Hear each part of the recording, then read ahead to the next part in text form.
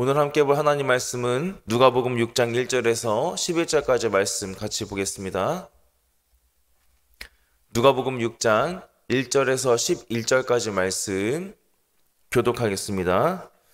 안식일에 예수께서 밀밭 사이로 지나가실새 제자들이 이삭을 잘라 손으로 비벼 먹으니 어떤 바리새인들이 말하되 어찌하여 안식일에 하지 못할 일을 하느냐.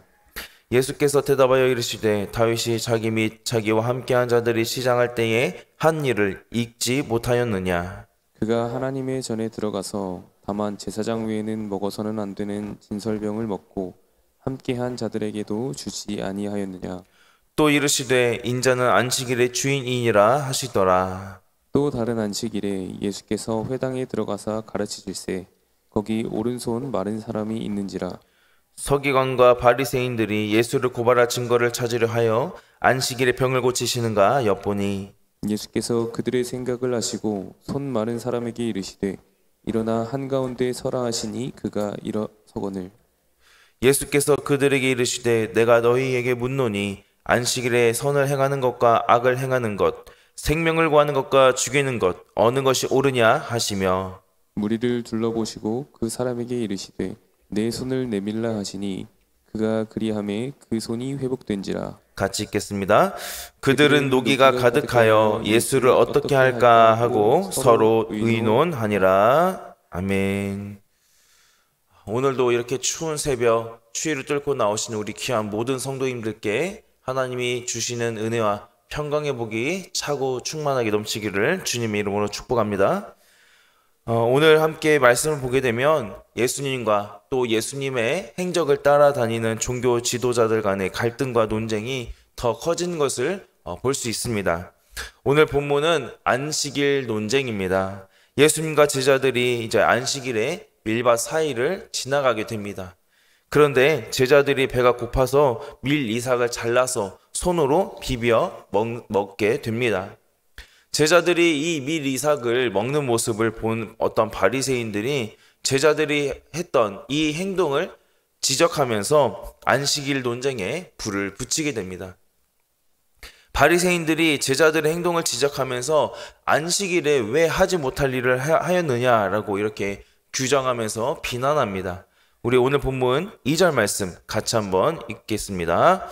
어떤 바리새인들이 말하되 어찌하여 안식일에 하지 못할 일을 하느냐. 아멘. 이 당시 안식일 법은 10계명의 제4계명을 기준으로 근거로 하여서 39개의 다양한 규정들로 발전을 했습니다. 이 안식일 날에 39개나 되는 이 규정을 다 온전하게 지켜야만이 그것이 안식일을 온전하게 지키는 것이다 라고 종교 지도자들이 그렇게 가르쳐 왔습니다.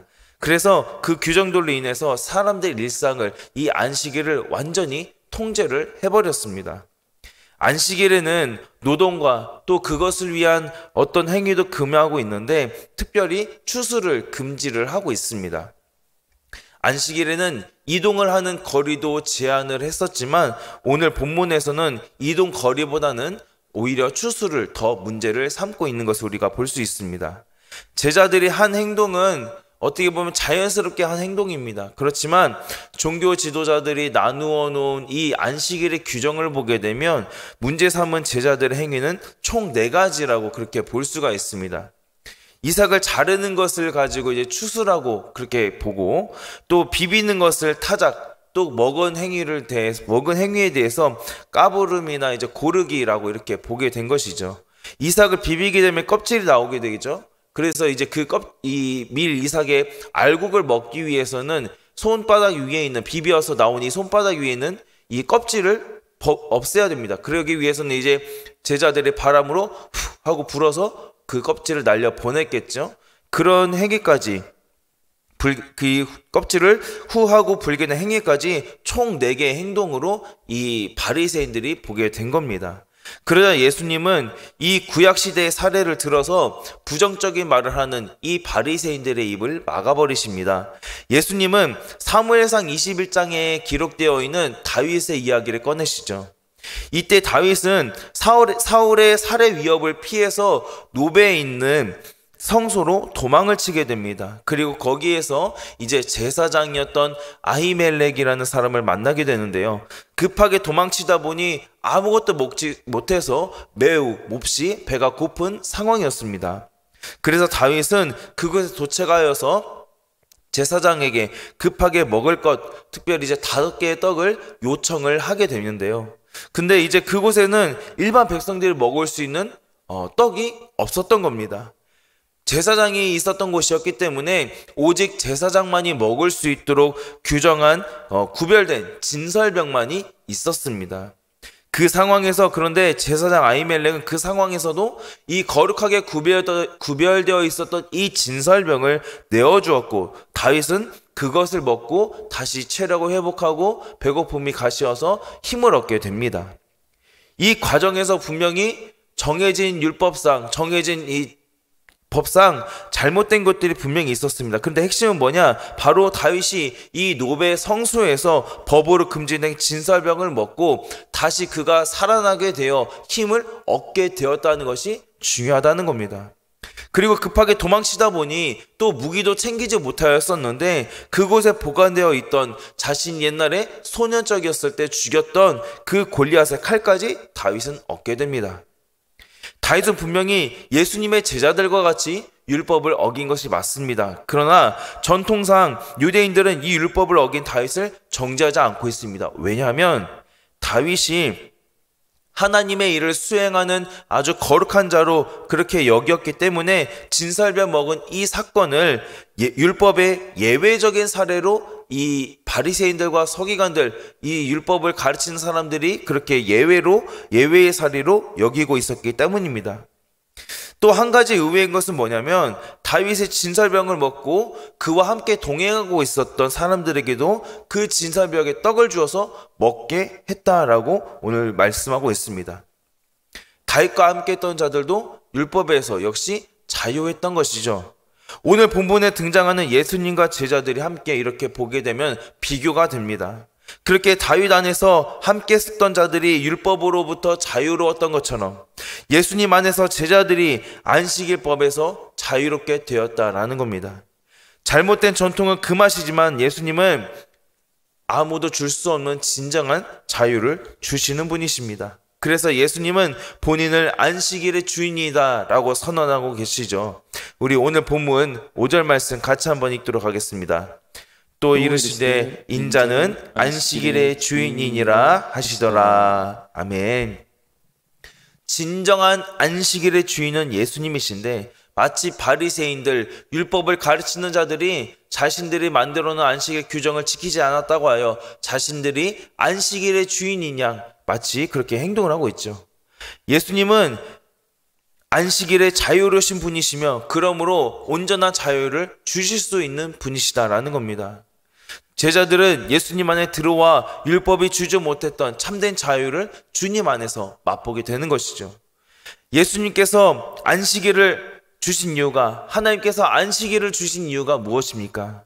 하나님 앞에 온전하게 설 수 없게 만드는 그 노동의 고단함과 여러 가지 일을 생각해야만 하는 정말 끊임없는 번민을 내려놓고 오직 하나님 앞에 서라는 것입니다.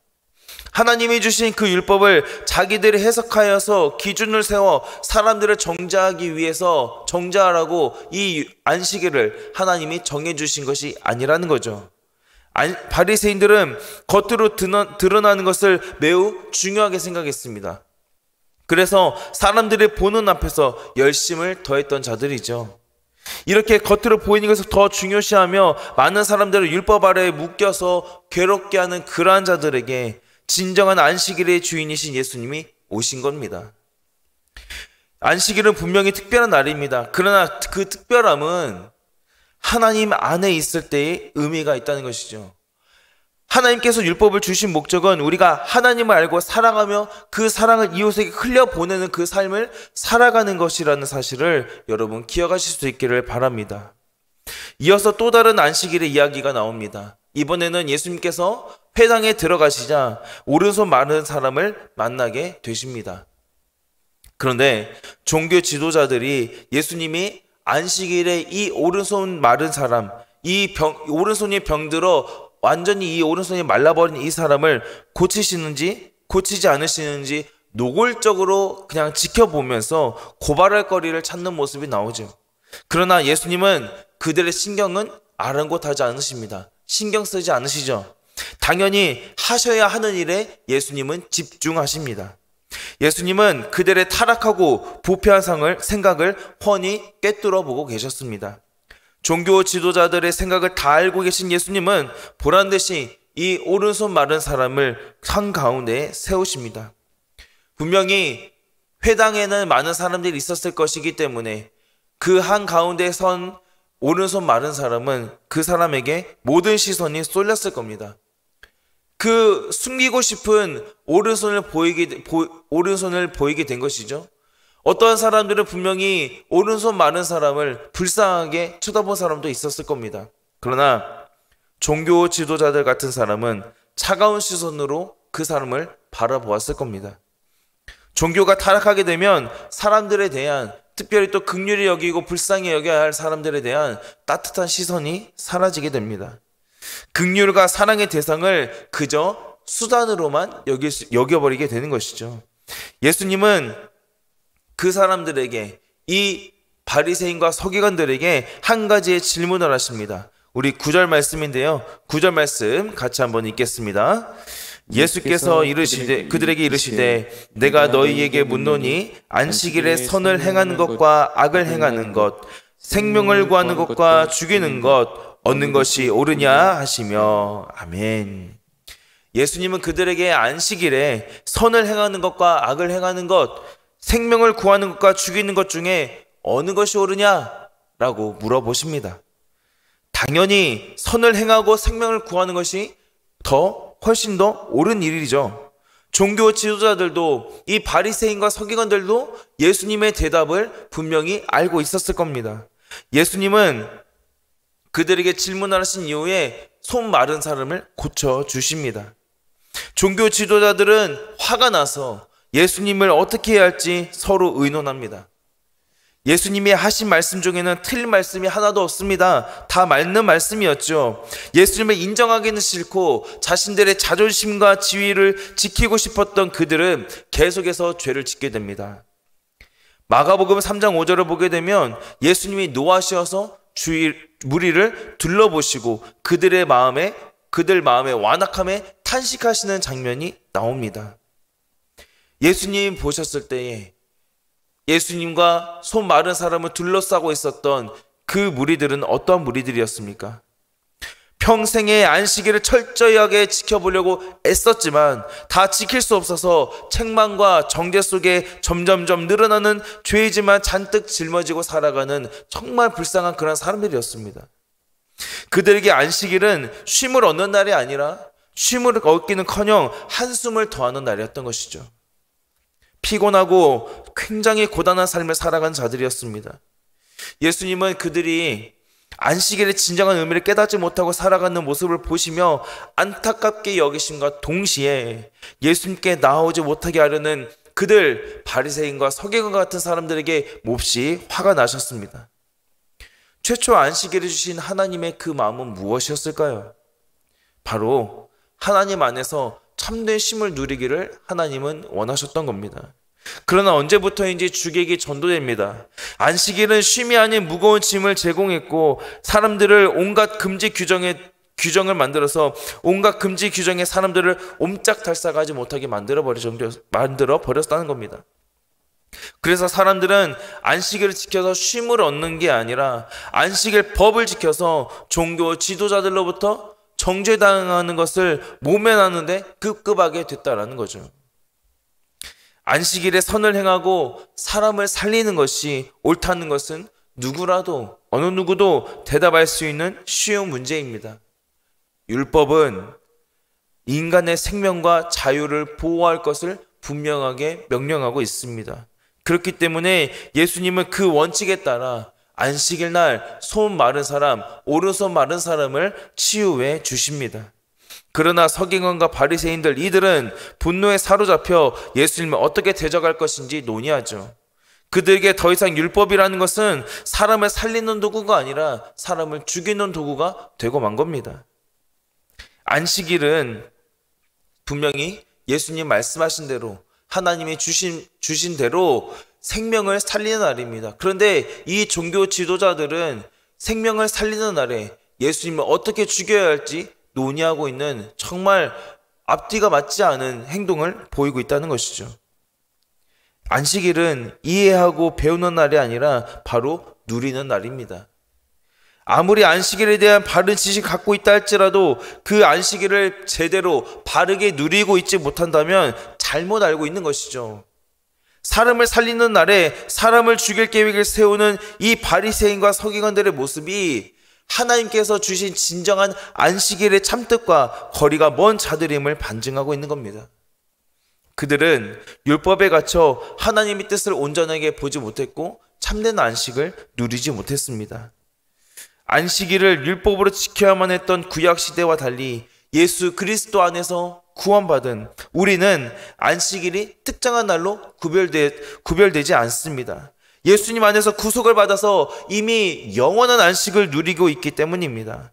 성도가 하나님께 드릴 예배의 본질은 형식을 갖추어서 우리가 드리는 이 주일 예배도 맞지만 모든 삶 속에서 하나님이 기뻐하시는 뜻을 따라 하나님의 말씀에 순종하는 영적인 삶의 예배, 그것이 바로 산 제사가 하나님 앞에 드려지는 온전한 제사라는 것입니다.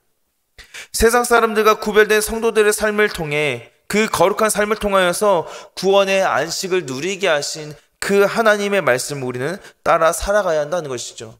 그러므로 성도는 믿음 안에서 하나님이 내리시는 참된 안식을 누리며 그 안식과 평안을 세상 사람들에게 전해야 하고 우리들의 삶을 통하여서 참된 안식, 평안한 안식이 무엇인지 보여줄 수 있어야 된다는 겁니다.